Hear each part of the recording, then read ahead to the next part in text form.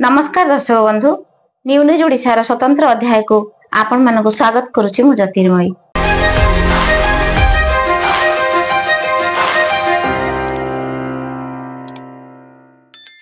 आज आम गहणरे एभଳି जने अतिथि अछंती जहांकु आमे पाई अत्यंत गर्वित आमे एभଳି अतिथि को आम गहणरे पाइबा बोधे आमर स्वप्न से भली ईश्वरंकर किछि जोगसूत्र थिला जहा फल कि आमे आज एभଳି जने अतिथि को पाई परछु। किंतु टिके दुखर कारण से बेंगली उड़िया से बुझी पारिबे किंतु उड़िया कहि पारिबेनी। जने प्राध्यापिका कॉलेज रो अध्यापिका थिले एवं जने सुलेखिका एभଳି जने अतिथि को आमे नूतन भाबे आम चैनल माध्यम रे आपण मानक सम्मुख को आनिचु। मो पाई भी नुआ आपण मानक पाई नुआ आसंतु अतिथि सहित कथा हबा। आमर आज से अतिथि हेउचंती श्रीमती मंदार मुखोपाध्याय। आसंतु मैडम को सहित कथा हबा। मैडम नमस्कार। मैडम प्रथम टिके आपण निजर परिचय टिके देबे। आमी मंदार मुखोपाध्याय। आमी आमार परिवारेर अनेक बछर धरे उड़ीशार साथे एकटा जोगाजोग आछे, किन्तु आमी निजे उड़िया बोलते पारी ना, बुझते पारी, लिखतेও पारी ना। किन्तु उड़िया संस्कृतिके आमी खूब श्रद्धा करी, कारण उड़िया भाषा, उड़िया शिल्प, उड़िया साहित्य, उड़िया जनजीवन आमी भालोबासी এবং সেই সূত্রে আমি মাঝে মাঝেই আসি উড়িষ্যায়। বিশেষত এখানকার স্বাধীনতা সংগ্রামের যে ইতিহাস তার সঙ্গে বাংলা ইতিহাস অনেকখানি জুড়ে আছে। আমার এগুলো ভালো লাগে। আপনাদের পিলাদিন বিষয়ে কিছু কহেন। একেবারে ছোটবেলায় আমি জানতাম যে আমি ছবি আঁকবো, কারণ আমার বাবা ছিলেন চিত্রশিল্পী। কিন্তু ক্রমে দেখা গেল যে আমার লেখালেখির দিকে ঝোঁক, এবং যখন আমরা কলকাতায় পাকাপাকি ভাবে থাকতে এলাম, কলকাতার স্কুল কলেজে পড়লাম, প্রেসিডেন্সি কলেজে পড়লাম, কফি হাউসে যাতায়াত শুরু হলো, এবং একটা বাড়িতে বাংলা সংস্কৃতির চর্চার সূত্রে অনেক কবি সাহিত্যিক এদের কাছ থেকে দেখেছি। এবং তারপরে আমি কিছুদিন দেশ পত্রিকায় বুক রিভিউ লিখতাম। সেখানে সুনীল গঙ্গোপাধ্যায় আমার লেখা পড়ে বললেন, তুমি নিজের কথা লেখো, নিজে কবিতা লেখো। তখন সাহস করে ওকে দেখালাম, দেখাতে উনি আমার কিছু কবিতা ছাপলেন, এবং তারপর থেকে আমি কবিতা লেখার জগতে এলাম আস্তে আস্তে। 80 দশকের শেষ, 90 দশকের শুরু। তার আগে আমি প্রবন্ধ লিখতাম। তারপরে এই সাহিত্যিকদের সূত্রে সুনীল গঙ্গোপাধ্যায় এবং আমার সময়কার সমস্ত কবি বন্ধু করতে করতে আমি কবিতার সঙ্গে সঙ্গে গল্প, উপন্যাস, প্রবন্ধ আর অনুবাদের কাজও শুরু করি। আর মহিলাঙ্ক পাই কিছু কহিবে, গোটে মহিলা শিক্ষিত হবা, রোজগারক্ষম হবা, কোনসি ক্ষেত্রে চাকরি করিবা, এইটা কোন তার উশৃঙ্খলতা না আত্মনির্ভরশীলতা না তার স্বাধীনতা? এটা অবশ্যই প্রথমত স্বাধীনতা। একটি মেয়ে ঠিক করবে সে ঠিক কিভাবে বাঁচবে, এবং আমাদের যেটা ছোটবেলা থেকে আমরা জেনে এসেছি যে ঈশ্বরচন্দ্র বিদ্যাসাগর সহবাস সম্মতি আইন এনেছিলেন ছোট মেয়েদের জীবনে তাদের পুরুষের সঙ্গে সম্পর্কের ক্ষেত্রে এবং সহবাসের ক্ষেত্রে। তা সেই সম্মতিটাকে আমরা যদি ধরি, সম্মতি দেওয়ার জায়গাটা তৈরি হয় যখন তার মতামতের দাম হয়, যখন সে উপযুক্ত হয়ে ওঠে। না হলে আমার সম্মতির তো কোনো দাম নেই। উপরন্তু অনেক বেশি স্ব অধীনতা আছে, যে আমি কে সেটা না বুঝলে আমি তো নিজের অধীন হতে পারবো না, আমি অন্যের মতের অধীন হয়ে থাকবো। কাজে স্ব অধীনতার মধ্যে আরো বেশি পরিশ্রম আছে, উপলব্ধি আছে, স্বীকৃতি আছে। কাজে সাধারণভাবে যেগুলো মেয়েদের মধ্যে হয়তো দেখা যায় কিছুটা পোশাক আশাক, আচার আচরণ, আলাপ, কথাবার্তায়, বাইরের উচ্ছ্বাসটা দিয়ে মেয়েদের প্রগতিকে ছোট করা যায় না। মেয়েরা আরো অনেক গভীরে গেছে, অনেক বেশি বুঝতে শিখেছে, এবং এটা একটা যে পারস্পরিক সম্পর্ক, সেখানে তো এখন তার সঙ্গে তো আসছে সমপ্রেমও আসছে। মেয়েদের সঙ্গে প্রকৃতিকে তো একটা জায়গায় মেলানো হতো, এখন প্রকৃতিকেও ধ্বংস করা হচ্ছে, মেয়েদের স্বরকেও বিকৃত করা হচ্ছে। সেই বিকৃত স্বরকে আমরা যদি স্বেচ্ছাচার বলি, সেটা ভুল হবে। সুস্থ স্বর যেগুলো আসছে সেগুলোকে আমরা দেখি পরিশ্রুত নদীর মতো, এবং নদী, প্রকৃতি, নারী, তার আসল উদ্দেশ্য কিন্তু মানুষ এবং মানুষের সমাজকে পরিশ্রুত করা। ମୁହଁରେ ଶୁଣିବାକୁ ମିଳେ ଯିଏ କିଛି କରିପାରେ ନାହିଁ ସେ ଶିକ୍ଷକତା କରିବାକୁ ଆସେ। ଏ କ୍ଷେତ୍ରରେ ଆପଣଙ୍କର ମତ କଣ? ଆଉ ଅଧ୍ୟାପନା ଜୀବନରେ ଆପଣ କିଛି ଏଭଳି ସ୍ମୃତି କୁହନ୍ତୁ ଆଗାମୀ ଦିନରେ ଯେଉଁ ମହିଳା ମାନେ ଶିକ୍ଷକତା ଜୀବନ ଆପଣେଇବା ପାଇଁ ইচ্ছা প্রকাশ করুଛନ୍ତି তাଙ୍କ ପାଇଁ প্রেরণা হব। এটা এক সময় বলা হতো, আর একটা সময় আরো কিছু বলা হতো যে মেয়েরা টিচার হবে, কেননা ছুটি অনেক বেশি থাকবে, সময়টা কম, আর রাত্রে ডিউটি করতে হবে না। তার ফলে যে চিকিৎসা, নার্সিং, জার্নালিজম এসব থেকে মেয়েদের অনেক সরিয়ে রাখা হয়েছিল। টিচিংটাকে মনে করা হতো একটা কাট শর্ট মেথড এবং খুব নিরাপদ, এবং তাতে একটা খুব চট করে ডিগনিফাইড জায়গায় সে চলে যাবে, কেউ প্রশ্ন করবে না। সেখানে শিক্ষকতাটা থেকেও বড় কথা ছিল সামাজিক নিরাপত্তা মেয়েদের ক্ষেত্রে। এখন মেয়েরা সেই জায়গাটাকে ভেঙেছে, কেননা অন্যান্য যেগুলো টার্সিয়ারি সেক্টর, যেগুলো ধরো আইটি সেক্টর, এসব জায়গায় বা একটা কল সেন্টারে কাজ করে যেরকম পরিমাণ আয় করা যায়, উপরি টাকা আসে, হ্যাঁ, সেটা কন্ট্রাকচুয়াল সার্ভিসেও এত টাকা আসে, সেখানে টিচিং একটা বাধা। আবার ঠিক একইভাবে সরকারি চাকরিতে আরো টাকা কম, মাইনে, সেখানে সিকিউরিটি, কাজে তুমি কিভাবে দেখবে তার উপর নির্ভর করবে। আমরা যেমন জানতাম আমরা শিক্ষকতা করব, আজকে কিন্তু সত্যি হায়ার স্টাডিজ এর দিকে ছেলে মেয়েদের মনটা কম যাচ্ছে, এবং বাবা মারা একটা কিছু শিক্ষায় শিক্ষিত হোক এটা চাইছেন না, তার সঙ্গে আরো সাইড শিক্ষারও একটা অপশন রাখছেন যেটাতে চাকরি পাবে। কাজে সেখানে যদি মূল্যবোধের জায়গা, এটা ঠিক শিক্ষা মানের জায়গা থেকে শিক্ষাকে আমরা দেখছি না, আমরা মূল্যবোধের দিক থেকে দেখছি যে আমার মূল্যটা এখন হচ্ছে আর্থিক মূল্য। সেই জন্য শিক্ষিকারা যদি শিক্ষকতা করতে এসে তারা যদি তাদের নিজের প্রফেশনটাকে উপলব্ধি না করেন, ভালো না বাসেন, তাহলে কিন্তু শিক্ষার মান বাড়বে না। ଆପଣ କଲିକତା ବାସୀ କିନ୍ତୁ ବାଲେଶ୍ୱରକୁ ଭଲ ପାଆନ୍ତି, କାହିଁକି ଆପଣ ବାଲେଶ୍ୱରକୁ ଭଲ ପାଆନ୍ତି ଏବଂ ବର୍ଷରେ ଦୁଇ ଚାରି বার ବାଲେଶ୍ୱର ଆସନ୍ତି? তার কারণ আমার ঠাকুরদা, গ্র্যান্ডফাদার, উনি পুলিশ সার্ভিসে ছিলেন অনেক বছর আগে, স্বাধীনতার আগে। তখন উড়িষ্যা আমাদের ঘর বাড়ি ছিল। সেই সময় পুরী জেলা স্কুলে আমার বাবা আর এই বালেশ্বরের রবীন্দ্রমোহন দাস, এরা দুজনে রবি জেঠু বলতাম, এরা দুজনে একই স্কুলে পড়তেন। এরা তা কি করে এত বন্ধুত্ব হয়েছিল জানি না, তা এখন তো প্রায় 4th জেনারেশন আমাদের সেই বন্ধুত্ব আছে। এবং রবি জেঠু আমাদের ইংরেজিতে চিঠি লিখতেন, বাংলা লিখতে বোধহয় অত কমফোর্টেবল ছিলেন না, কিন্তু কথাতে আমরা ওকে বাঙালিই জানতাম। আর আমার বাবা তো ছবি আঁকতেন, তিনি ওরকম রাজনীতির লোক ছিলেন না। দমদম এলাকায় কাশীপুরের যে ট্রেড ইউনিয়ন মুভমেন্ট, তারপরে ওখানে বজবজে যে বিড়লা ইন্ডাস্ট্রি ছিল, এইসব ট্রেড ইউনিয়ন মুভমেন্টের সঙ্গে যুক্ত ছিলেন, আন্ডারগ্রাউন্ডও ছিলেন। তখন নৌকো করে ওখান থেকে ব্যারাকপুরের কাছে আমাদের বাড়িতে চলে আসতেন।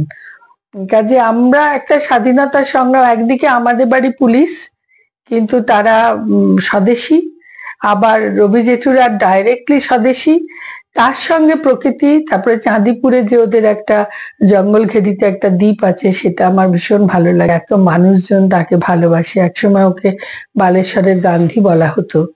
এরকম মানুষ আমি দেখিনি। আর এই সূত্রে অনগুলে ছিলেন নুমা, নবকৃষ্ণ চৌধুরী, তারাও আমাদের পারিবারিক বন্ধু, রবি জেঠুর সঙ্গে তারাও যুক্ত। কাজে এখানে আমার মনে হয় আমার নিজের রিলেটিভরা যেখানে যদি এই ভ্যালুটা বুঝতে পারে। ଆପଣଙ୍କ ପରିବାରରେ କିଏ ଅଛନ୍ତି? এখন আমার পরিবারে শুধু আমার মেয়ে আর আমার নাতি আছে, জামাই আছে, আর কেউ নেই, আমি সিঙ্গেল। কাজে কলকাতায় আমি থাকি, আমার মেয়ে এখন বম্বেতে চাকরি করে মিডিয়াতে, নাতি ওখানে পড়াশোনা করে, আর আমার জামাই গান গায়, এডিটিং এর কাজ করে। ଆପଣଙ୍କୁ କଣ କରିବାକୁ ଭଲ ଲାଗେ? আমি তো 2 বছর হলো অবসর নিয়েছি। কাজে আমার 40 বছর ধরে কলেজে পড়ানোর ফলে আমি পড়ানোটাই সবচেয়ে ভালোবাসি, কিন্তু ওটা তো আমার পেশা ছিল। আমি একটা ইংলিশ মিডিয়াম কলেজে পড়াতাম আর বড়দের পড়াতাম, তো গ্রাজুয়েট আন্ডার গ্রাজুয়েট স্টুডেন্ট। এখন সেটা বন্ধ করে আমি আমার বাড়িতে যারা ডোমেস্টিক হেল্প পরিচারিকা আছে আর কিছু ওদের সঙ্গে অ্যাক্সেস দিয়ে আমাদের সংস্কৃতিটার সঙ্গে যদি ওরা বুঝতে পারে, সহজে যাতে জীবনটাকে দেখতে পায়, এই একটা আমার হবি, যে তাদের রুট থেকে শিক্ষাটাকে ভালোবাসতে শেখানো। আর একটা মেন্টাল অ্যাসাইলাম আছে বারুইপুরে, সাইকিয়াট্রিক সেন্টার, সেখানে গিয়ে আমি রবীন্দ্রনাথের নাচ গান আর কবিতার মধ্যে দিয়ে একটা ইমোশনাল থেরাপি করি। এরা কনফাইন্ড ম্যাড, তারা ওরাই ওখানে থাকে, ওদের বাড়ি থেকে দিয়েছে তাদের একটা হোম। সেখানে আমি এভরি উইকে যাই, গিয়ে ওখানে 2 ঘন্টা কাজ করি। ଆପଣ ଅଧ୍ୟାପିକା ଜୀବନ ଅତିବାହିତ କରିବା ଭିତରେ এই লেখা দিগକୁ কেবেঠু আসলে? লেখাটা অধ্যাপিকা হওয়ার আগেও ছিল, ছোটবেলা থেকে ছিল। যখন স্কুলে পড়ি তখন যে স্কুল ম্যাগাজিন তাতে লিখতাম, তারপরে গাছের ডালে চার্ট পেপার টাঙিয়ে হাতে লেখা ম্যাগাজিন বার করতাম। তা লেখালেখি সবসময় ছিল। তারপরে আমি যেখানে সুযোগ পেতাম, কেউ বলতো লিখতাম। কিন্তু কবিতাটা লেখা শুরু হয়েছে যখন সুনীল গঙ্গোপাধ্যায়, জয় গোস্বামী এদের আমি কাছে যেতে পেরেছি এবং এরা উৎসাহ দিয়েছেন, তখন থেকে আমি সাহিত্যের জগতে পাকাপাকি ভাবে এসেছি। আজকে অবসরের পর সব থেকে বেশি সময় আমি লিখি। আমি একটা অনলাইনে সম্প্রতি একটা 50 পর্বে একটা বড় উপন্যাস লিখেছি, একটা পিরিয়ড পিস। তাতে উড়িষ্যা এসেছে, আমাদের বঙ্গবিভাগ এসেছে, আর্মি কি করে আসছে এসেছে, ভারতের স্বাধীনতা, এবং তার মধ্যে দিয়ে একটা মুক্তির ইতিহাস এসেছে। বিভিন্ন মেয়েদের কথা আমি লিখেছি তার মধ্যে, যারা আসল প্রোটাগনিস্ট একটা টাইম, সেই টাইমের মধ্যে দিয়ে মানুষ কিভাবে এগোচ্ছে। কাজে আমার লেখাটা হচ্ছে আমার মূল। একটা সময় আমি নাচতাম, কাজে নাচ আমার প্রায়োরিটি ছিল। এখন আমার গুরুও চলে গেছেন আর আমার বয়সের সঙ্গে সঙ্গে নাচটা শরীর পারমিট করে না। আমি তাই নাচের কিছু কাজ করি, ইমোশনাল থেরাপি করি, আর ওই আঁকা লেখা আর সংসার করি। কিন্তু আমার অধ্যাপিকা জীবন আমার লেখাটাকে অনেক পাশ কাটিয়ে দিয়েছে। ସମୟରେ ଯାହା ପାଖରେ ଗୋଟେ ମୋବାଇଲ ଅଛି ସିଏ ଜଣେ କବି ବା ଲେଖକ, ଏବଂ ଫେସବୁକ୍ ଯାହାର ଅଛି ସେ ଗୋଟେ ପୋଷ୍ଟ କରିଦେଇକି ସେ ନିଜକୁ ମନେ କରନ୍ତି ବିରାଟ ବଡ ଲେଖକ କବି ବୋଲି। କିନ୍ତୁ ଅନେକ ସମୟରେ ଆମେ ଦେଖିବାକୁ ପଡୁଛୁ ଆପଣଙ୍କର ମୋର ତାଙ୍କର କାହାର କବିତା ଚୋରି ହେଇକି ଲେଖା ଯାଉଛି। ଏଭଳି ମାନସିକତାର ଲୋକମାନଙ୍କୁ ଆପଣ କଣ କହିବେ? দেখো, আমি না এই নেগেটিভ দিকটা খুব একটা বুঝি না, কেননা আমাদের ছোটবেলাতে এগুলো ছিল না, জেরক্স ছিল না, ফেসবুক ছিল না, এসব ছিল না, কিন্তু আমাদের অনেক অসুবিধে হয়েছে। আজকে আমি এর পজিটিভ দিকগুলো দেখি, আর যেখানে মনে হচ্ছে যেটা হচ্ছে সেগুলো তো ধরো সবসময় কোয়ালিটি একটা দাম থাকবে। ইনস্ট্যান্ট কবিতা নিয়ে বলছো তো, এবং যেটা মিসইউজ হচ্ছে, এমন কোনো জিনিস নেই যেটা মিসইউজ হয় না। আমরা যখন সোনা কিনতে পারি না আমরা ব্রোঞ্জ পরি, ব্রোঞ্জ যখন কিনতে পারি না আমরা আরো সস্তার জিনিস পরি। কাজে এটা দেখো, এটা কে কিভাবে ইউজ করছে সেটা চিরকালই থাকে। হ্যাঁ, নকল কিন্তু বেশি দিন দাঁড়ায় না। নকল আবার অন্য লোকে বলে দেবে এটা, ওটা নিয়ে আমার মনে হয় না এত চিন্তার কিছু আছে। এটা খারাপ দিক, কিন্তু সবকিছু একটা নতুন হলেই তার খারাপ ভালো আছে। আর আমার মনে হয় যে যে লিখতে চায় আজকে সে ঝটঝট করে হয়তো লিখে ফেলছে, বা তার একটা প্রশংসা হচ্ছে, দুটো নতুন গ্রুপ তৈরি করে ফেললো, কিন্তু সে নিজে যদি তার ইচ্ছে থাকে সে নিজেই তার কোয়ালিটিটা তৈরি করবে, নিজেই নিজেকে সংশোধন করে একটা ভালো জায়গায়। তুমি আজকে একটা ছোট চ্যানেল থেকে ইন্টারভিউ করছো, তুমি নিজে যদি মনে করো আমি যেমন তেমন করে একটা করে দিতে পারি, এটা কে আর দেখবে? তোমার ভিউয়ার্স হয়তো 1000, কিন্তু তোমার যদি ইচ্ছে করে যে আমি একদিন আরো বড় চ্যানেলে যাব, তুমি এই কাজটাকেই অত্যন্ত যত্ন নিয়ে করবে এবং সুন্দর করে করবে। কাজে ওটা হচ্ছে যার যার কমিটমেন্ট, কে কিভাবে জিনিসটাকে দেখছে। সেরকম ধরো নারী আন্দোলন, তার অনেক ফেক জিনিস হচ্ছে, আবার ভালো হচ্ছে। হ্যাঁ, আমি ভালো দিকটাকেই দেখি। ଆପଣ ଜଣେ ଶିକ୍ଷୟିତ୍ରୀ ହିସାବରେ ଷ୍ଟୁଡେଣ୍ଟ ଲାଇଫ କୁ କିଭଳି ଶୃଙ୍ଖଳିତ ଭାବେ ଗଢିବା ପାଇଁ କଣ ଆବଶ୍ୟକତା, ଷ୍ଟୁଡେଣ୍ଟ ମାନଙ୍କ ପାଇଁ କଣ କହିବେ? দেখো, এই শৃঙ্খলা কথাটা না খুব রিলেটিভ, যারা ধরো মিশনারি স্কুলে পড়ে সেটা একরকম শৃঙ্খলা, আবার যারা সরকারি স্কুলে তাদের আর এক রকম শৃঙ্খলা, আবার যারা ধরো পাবলিক ইংলিশ মিডিয়াম স্কুলে পড়ে তাদের আর এক রকম শৃঙ্খলা। শৃঙ্খলাটাকে আমি ওভাবে দেখি না। আমার মনে হয় যে স্টুডেন্টরা যদি কোনো কিছু আনন্দের পায়, টিচারকে তাদের যদি ভালো লাগে, তারা লাস্ট পিরিয়ডেও বসে থাকবে। বিশেষ করে আমাদের একটা খুব বড় টেস্ট হলো লকডাউন পিরিয়ডে, যখন অনলাইন ক্লাস হচ্ছে, অনেক স্টুডেন্ট প্রথম দিকে ঘুমোচ্ছে, ক্যামেরা অফ করে দিচ্ছে, কি করছে আমরা বুঝতে পারছি না। আস্তে আস্তে আস্তে আমরা তখন ওদের আনার জন্য আমাদের কলেজ থেকে আমরা একটা ক্রিয়েটিভ প্ল্যাটফর্ম করলাম, যে যেখানে আছে ফটোগ্রাফ তুলে তুলে পাঠাও, অনলাইন এক্সিবিশন করলাম, আমরা তার নাম দিলাম হারমনি। তারা তখন দেখা গেল সিলেবাসের বাইরে, কে শিলংয়ে আছে, কে মাদ্রাজে আছে, কে কোথায় গিয়ে আটকে পড়েছে, কে বিদেশে, সেখানকার গাছ ফুল প্রকৃতি, সেখানকার লোক, ছোট ছোট ইন্টারভিউ এত ভালো হলো। করতে করতে করতে করতে তারা পড়াতে তাদের মন এসে গেল। মানে জীবনটা তো খুব বোরিং, কিন্তু তুমি একটা সময় যদি অল্টারনেটিভ অফার না করে শুধু তাদের বারণ করো এটা করো না ওটা করো না, তাহলে সেটা খুব বাজে দিকে যায়। এবং আমার পড়াশুনোর বাইরেও আমি আর্ট যেগুলো ভালো পারি, আমি তো পলিটিক্যাল সায়েন্স পড়াতাম, আমার পলিটিক্যাল সায়েন্স অত ভালো না, কিন্তু আমি ভালো ছবি আঁকি, বা আমি ভালো নাচি, বা আমি কথা বলি, এই সবগুলোকে নিয়ে একজন টিচার যদি দেখতে পান, মানে আমার মনে হয় টিচাররা যদি কম টিচ করে বেশিটা লিসেন করেন, সে ভালো টিচার। କୋଉ କଲେଜରେ ଆପଣ ଥିଲେ? আমি ছিলাম কলকাতা শ্রী শিক্ষায়তন কলেজ। এটা মারোয়ারি মেয়েদের, মারোয়ারি মাইনরিটি কমিউনিটিদের প্রমোট করার জন্য এই কলেজ হয়েছিল।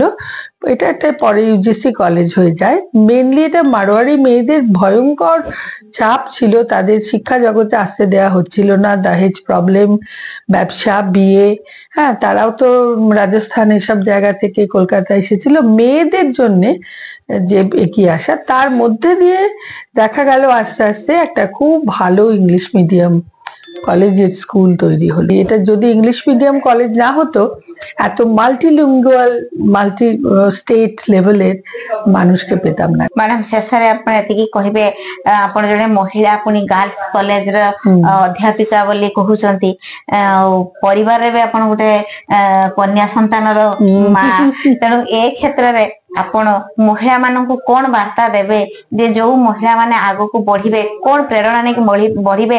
କାରଣ ଆଜି ଅନେକ ମହିଳା ପାରିବାରିକ ସ୍ତରରେ ଅତ୍ୟାଚାରିତ ହଉଛନ୍ତି, କେତେବେଳେ କିଏ ସହ୍ୟ ନ କରିପାରି ଆତ୍ମହତ୍ୟାର ରାସ୍ତା ଆପଣଉଛନ୍ତି, କେତେବେଳେ କାନ୍ଦି କାନ୍ଦି অত্যাচার সহিত সামিল হচ্ছেন, এইভଳି মহিলাকে আপন কোন কইবে? আমার মনে হয়েছে আমার মাকে দেখেছি, তার আগে আমার দিদাকে দেখেছি। হ্যাঁ, আমার মাও স্কুলে পড়াতেন, বাবা অনেক ছোটবেলায় মারা গেছিলেন, মাকে অনেক সংগ্রাম করে একটা প্রফেশন এবং ফ্যামিলিকে প্রোটেক্ট করতে হয়েছিল। কাজে এত বড় একটা মহিলা, বড় একটা প্রায় 4 জেনারেশনস অফ উইমেন, আমার মেয়েও মিডিয়াতে গেছে।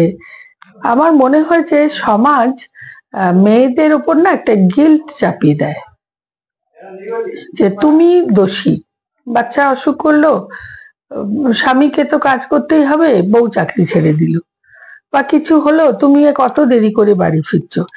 মেয়েরা যদি খুব মাথা উঁচু করে থাকে এবং শান্ত হয়ে প্রতিবাদ করে এবং কিছুটা ভয় না পায় আর গিল্ট ফ্রি হতে পারে, তাহলে কিন্তু অনেকখানি জায়গা তারা তৈরি করে ফেলতে পারবে। যে আমি আমার সন্তান পরিবারকে যেমন ভালোবাসি, আমি নিজেকেও ভালোবাসি, আমার কমিটমেন্টকেও ভালোবাসি, আমার এখানে কোনো গিল্ট নেই, আমি যেটা করছি ঠিক কাজ করছি। মেয়েরা সেখানে অনেক রিল্যাক্সড হয়ে যাতে কাজ করতে পারে, আনন্দের সাথে কাজ করতে পারে, পরিবারের প্রয়োজনে নয়, নিজের প্রয়োজনে কাজ করতে হবে, তখনই তার স্বাধীনতা আসবে। হଉ ମ୍ୟାଡାମ, ଆପଣ ସୁଦୂର କଲିକତାରୁ କୌଣସି ଗୋଟେ ଅକେଜନ ଉପରେ ବାଲେଶ୍ୱର ଆସି ଆପଣ ଆମ ଭାଷା ବୁଝିଲେ, ଆମେ ଆପଣଙ୍କ ଭାଷା ବୁଝିଲୁ, ତେଣୁ ଇଏ ଗୋଟେ ଯୋଗସୂତ୍ର। ଯାହା ବି ହଉ ଆପଣଙ୍କୁ ଭେଟ କରି କିଛି କଥା ହେଇ ବାର୍ତ୍ତା ବି ସମାଜକୁ ଦେଲୁ ଆପଣଙ୍କ ମାଧ୍ୟମରେ। ଆପଣଙ୍କ ଭାଷାଭାଷୀ ବି ଆମ ବାଲେଶ୍ୱରରେ ଅଛନ୍ତି, ସମସ୍ତେ ନିଶ୍ଚିତ ଭାବେ ମାନେ ପ୍ରେରଣାର ପ୍ରାୟର ବାର୍ତ୍ତା ଶୁଣିଲେ ନିଶ୍ଚିତ ତାକୁ গ্রহণ করিবে আমাকে কিছু সময় ଦେଇଥିବାରୁ ଆପଣଙ୍କୁ ଅଶେଷ ଅଶେଷ ধন্যবাদ। আমিও অশেষ ধন্যবাদ জানাই এই চ্যানেলকে এবং যারা এই যে মেয়েরা এই চ্যানেলের সঙ্গে যুক্ত এবং যে সমস্ত অত্যন্ত গুরুত্বপূর্ণ প্রশ্ন তারা আমাকে করলো এবং আমাকে যে এতটা প্রয়োজনীয় মনে করলো এইসব প্রশ্নের জবাব পেতে, এর জন্য আমি সত্যি কৃতজ্ঞ। ଆପଣ ମାନେ ଶୁଣୁଥିଲେ ମନ୍ଦାର ମୁଖୋପାଧ୍ୟାୟଙ୍କ ମୁହଁରୁ କିଛି ବଙ୍ଗାଳୀ ଭାଷାର ଶବ୍ଦ। ହୁଏତ କିଛି ଭାଷା ଆମେ ବୁଝି ନ ପାରିଥିବା, କିଛି ଭାଷା ଆମେ ବୁଝିପାରୁଛୁ। ଓଡ଼ିଆ ହେଲେ ବି ବଙ୍ଗାଳୀ ଆମ ପଡ଼ୋଶୀ ରାଜ୍ୟ, ତେଣୁ ଆମେ ଭାଷା ବୁଝିପାରୁଛୁ। ଆପଣମାନଙ୍କ ପାଇଁ ମ୍ୟାଡାମଙ୍କର ବାର୍ତ୍ତା ନିଶ୍ଚିତ ପ୍ରେରଣାଦାୟୀ ହବ। ଆମେ ଶେଷରେ ଆମ ନ୍ୟୁ ନ୍ୟୁଜ୍ ଓଡ଼ିଶା ପରିବାର ତରଫରୁ ମ୍ୟାଡାମଙ୍କର ଏବଂ ମ୍ୟାଡାମଙ୍କ ପରିବାରର ଭବିଷ୍ୟତ ମଙ୍ଗଳ କାମନା କରି ରହୁଛୁ।